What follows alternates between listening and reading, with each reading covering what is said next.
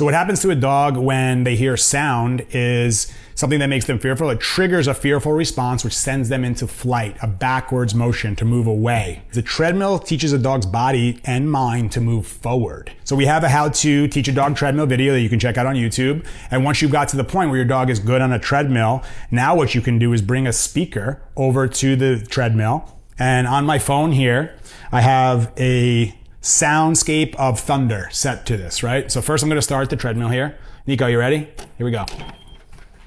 Good boy. Yeah, that's a good man. So now would be the time where right now I'm going to start playing the thunder. So here we go.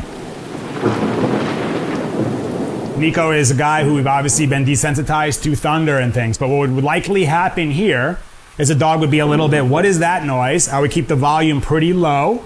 And then once he got comfortable with that volume and the exercise, give the dog a break, maybe in the next day, come back, and I'll increase the volume just a little bit more. So again, it's backwards motion versus forward motion. We want the brain moving forward and showing a dog, you're gonna move forward towards these fears and overcome this fear of thunder.